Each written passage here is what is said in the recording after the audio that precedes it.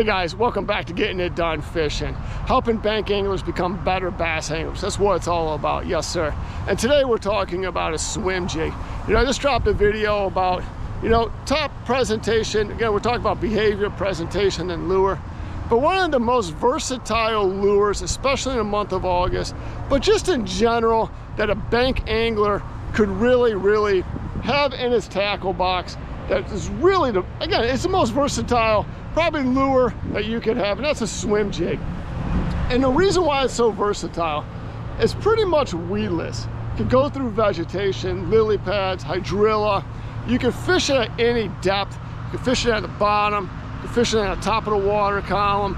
You can slow it down. You can pick up the pace. And there's so many different retrievals, but we're gonna talk about the one retrieval I think is the best retrieval for a swim jig. And we're just gonna go through a couple of the other retrievals that you could do that really will help you catch more bass from the bank using a swim jig. Now, as far as trailers go, there's so many different trailers. It's really personal preference. I'm telling you, it's personal preference. I prefer a paddle tail, but again, there's so many different ones. Try out different trailers, figure out what works for you in your pond, and use that. For me, it's a paddle tail. It's what I like to use. If you have grass, a swim jig is awesome. Working right over that grass line, it just catches bass, especially from the bank. When us bank anglers, we got to have all of the right tools or the right lures for multiple situations.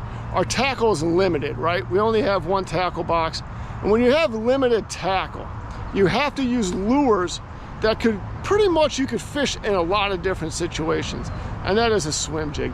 As far as brand goes, there's so many different swim jigs out there. There's Cliff Pace swim jigs, a Strike King. Everybody makes a swim jig, but one of my favorite swim jigs is a Caveman from Caveman Lures swim jig. He is a subscriber. He builds his own lures. Go check it out. Drop a comment down below. He reads all the comments. Caveman Lures, Captain Caveman, always get it. I love his swim jigs, catches bass. All right, so we're just gonna go through it. What I wanna do, typically how I fish a swim jig in a pond from the bank is I wanna cast it out there. I wanna let it sink to the bottom. I'm always working bottom. I'm always working to the deepest part in. And then that's what we wanna start off with, right? And then we're gonna go through some retrievals. Number one retrieval that I love with a swim jig is a shake. I put a little shake to it. I've heard a lot of different names to it: Tennessee shake, Alabama shake. I've heard a lot of people call it a lot of different things, but it's just you're moving it with, and we're going to go through it with your left hand, and you're just shaking it. It gives that erratic motion. You'll catch more bass from the bank with having a shake to it. So we'll cast it out and we'll go through it. And what I'm going to do is I want that rod down by my hip. It's on the bottom, all the lines out.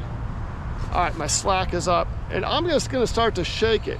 Just shake it and retrieve, shake it and retrieve. I'm not doing a whole lot. The rod tip is down by my hip, and I'm just shaking it. And I can see my rod tip bouncing. It's bouncing. And what I'm doing is I'm making that swim jig erratically go through the water. That erratic motion for a swim jig is magic. Cattails, vegetation, over hydrilla, through lily pads. When you're banging it up against hydrilla or going through hydrilla, and you add that shake, that erratic shake, you bounce off the hydrilla, add that shake, it adds that extra erratic motion, and bass go nuts over it. Closer it comes down to that bank, I'm gonna bring that rod tip down lower. Let it sit down at the bottom, wait a while. And I just want to bring in that slack. Now I want to start to shake it before I reel. I start to shake it a little bit. Shaking it. And that's all I'm doing. I don't want the rod tip up here shaking it. You'll bring it out of the water column. The one thing that you don't want to do with a swim jig is when you have that rod tip up, you're bringing it up out of that water column. You want to keep it down towards the bottom, and you're just working that erratic,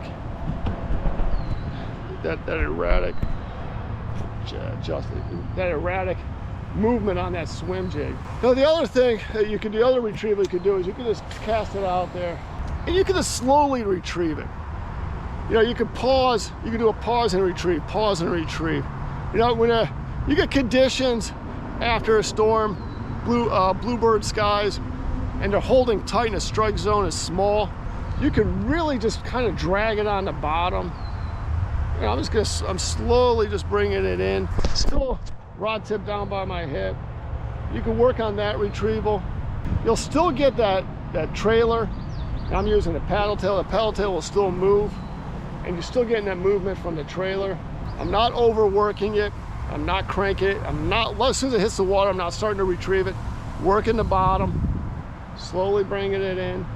Work on different retrievals based on conditions. For the most part, 80% of my retrievals is that erratic motion, that shake to it. But you can work on different retrievals. One of the things I love about a swim jig, especially fishing cattails or this type of high vegetation, especially in the fall time when they really push up and they're pushing up really tight, or in the springtime when they're moving in, what I like to do is cast it into the cattails. So I'll just cast it into the cattails. And what I do, when it gets into that cattails, I can drop it right on that edge. Just tap, tap, tap. And I get it right on the edge. And when those bass are pushed up, it's a drop, they're curious, they'll come up and hit it. Just that little subtle drop from the cattails. Boop, let it sit, let it fall. That paddle tail's still working, coming down. That's why you use a swim jig. That's why you use a swim jig, just call it one. That's why you use a swim jig, coming right out of this hydrilla. Again, it's weedless, not gonna get hooked up on, not the biggest one, but that's why you use a swim jig. And I felt like when I came off that cattails and it dropped, I felt like a tap, tap, tap, followed it all the way into the shore. Boom! Getting it done, that's how you do it. That's how you do it with a swim jig. Bank anglers need these versatile lures when you're fishing these ponds. We don't have a whole lot of tackle we can carry. I'm gonna try casting that cattails and I'll try to show what I mean by when I pop it on the edge. Just got one. It's right there. Slowly, boom. It just plopped in. Just plopped right on the edge. But when you're coming off that cattails, even like a lily pad or a bank, if I'm fishing an area or a pond that I don't have vegetation, even casting on the other side of the bank and just slowly just pop it on that edge. It's that little boop. Bass are curious, they come up, take a look at it, you get that erratic motion, that little shake, boom! I'm telling you, son, I'm telling you, swim jig. One last time, my thumb is on the top of the reel, coming back, keep it down by the hip, and I start shaking it. Make sure that rod tip, I don't want to, sometimes I'll bring a rod tip up and be like, no, you got to keep it down, keep it waist level, and then start shaking it. That's what a swim jig is all about from the bank as a bank angler. You know, it is one of those versatile lures you could use all year round.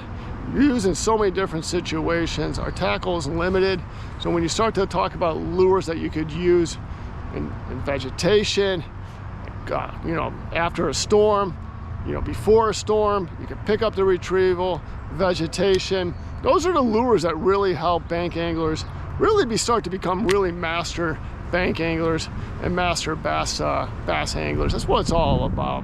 I give a special shout out to all my members, always catching big ones, always getting it done. Greatly appreciate it. If you're new to the channel or you like the content, go check out the join. It's right there. Check out the community. It says join the community. Go check that out. Greatly appreciate it. If you're new to the channel, don't forget to hit that like. Don't forget to hit that subscribe. I greatly appreciate it. I hope you guys enjoyed this episode. My name's Greg, getting it done fishing, helping bank anglers become better bass anglers all day long, son. Yes, sir. And I'll catch you next time.